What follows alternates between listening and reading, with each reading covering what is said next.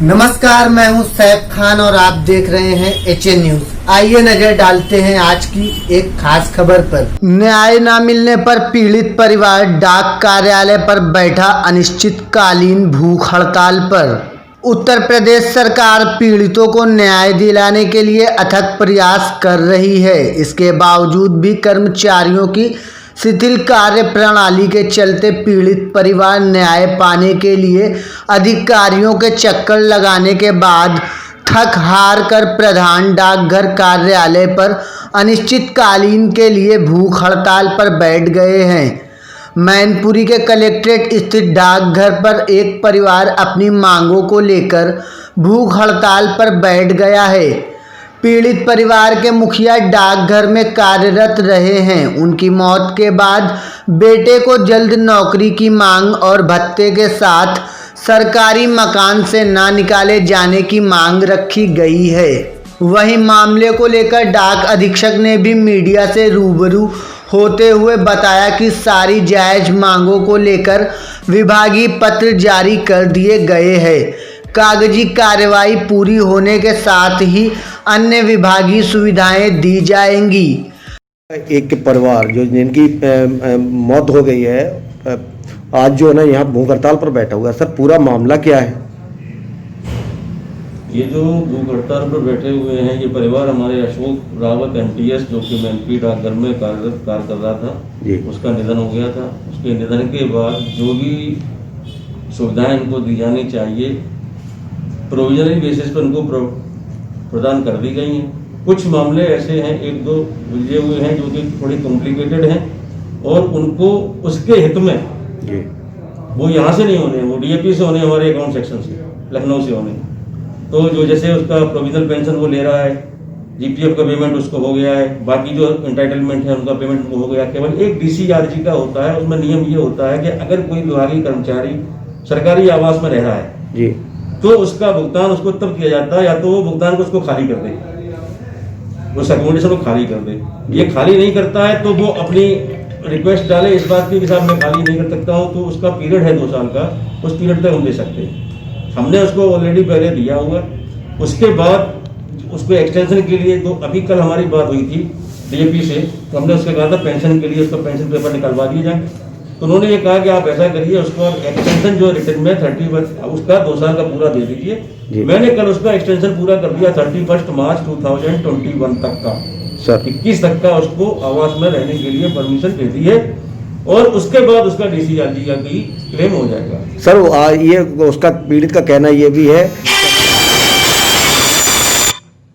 हमारे भाई को जब तक नौकरी नहीं मिलेगी हम भूख हड़ताल पर ही रहेंगे। नहीं, ये उनका कहना, ये उनको फॉर्म भेजे गए हैं और वो फॉर्म भर के भेजेंगे। तो ये कोई ये नहीं है कि आज आपने भूला और आज मैं आपको पकड़ा दूंगा, क्योंकि ये प्रोसीजर लंबा चलता है। भाई को नौकरी देने के लिए लंबा प्रोसीजर है और सभी प्रत्येक डिपार्टमेंट में, कोई हमारे डाक विभाग का नहीं है, वो हमको अपने पूरे डॉक्यूमेंट कंप्लीट करा करके सौंपे और उसको हम जो है उसको इन्वेंट के लिए सर्किल ऑफिस लखनऊ भेज देंगे। जैसे उसका नंबर आएगा उसका हो जाएगा। पेश है मैनपुरी के संवाददाता आशीष सक्सेना की यह खास रिपोर्ट। कहाँ के रहने वाले हो? हम यहीं के रहने वाले हैं। मैनपुरी के?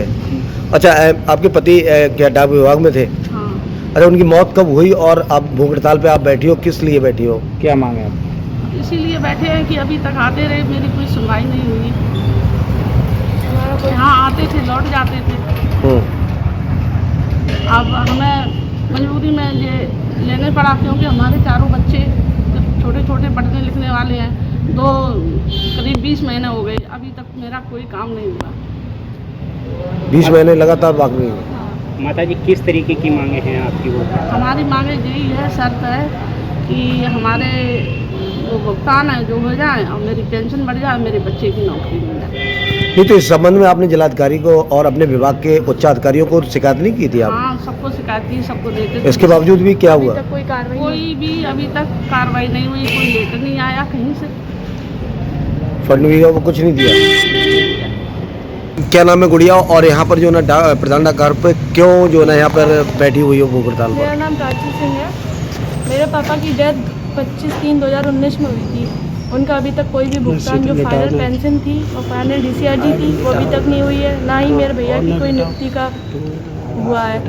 और हम लोग ने जब आते थे यहाँ पे मिलने तो हम लोगों को भगा दिया जाता था। कौन भगा देता था हम आपको? लोग यहाँ के जो एएसपी हैं पीके शर्मा, इन्होंने अभद्र भाषा का हम लोग से बहुत परेशान किया। मैं और मेरी मम्मी आए थे 15 तारीख को, तो इन्होंने हम लोगों को भगा दिया यहाँ से। बोले कि अगर आप यहाँ से नहीं जाएंगे तो हम आपका कोई भी काम नहीं करेंगे। फिर हमारे घर पे आए, बोले कि अगर हमारी बात नहीं मानोगे तो हम यहाँ से 3 दिन के अंदर आपका घर खाली करवा देंगे। सरकारी रूम को भी खाली करने का धमकी दे रहे हैं? हाँ, ये बोला। अच्छा, जब हम लोगों ने अपनी कार्रवाई की तो अभी तक हमारी कार्रवाई का कोई जवाब नहीं मिला।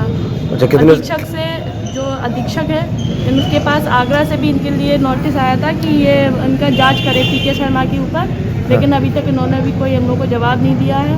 कोई भी कार्रवाई नहीं हुई हम लोगों की, जो हम लोगों ने किया था। मृत सर्टिफिकेट में भी कुछ, और जो हमारे मृत सर्टिफिकेट पे जो डेट थी पापा की, वो भी इन्होंने गलत डाल दी है। क्यों, ऐसा क्यों किया उन्होंने? ये हम लोग को नहीं पता। हमारा काम लेट करने के लिए और भी लेट कर दिया, बिल्कुल ही लेट कर दिया, क्योंकि वो 25/3/2019 में ख़त्म हुए थे और उन्होंने डेट डाल दी 25/3/2020।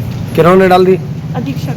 अरे तो क्या जब मृत हुए थे उसका मृत प्रमाण पत्र नहीं मिला था आपको? हाँ, इन लोगों को हम लोगों ने पहले ही सबमिट कर दिया था। जो मृत प्रमाण पत्र था वो हम लोग सबमिट कर चुके थे यहाँ पे।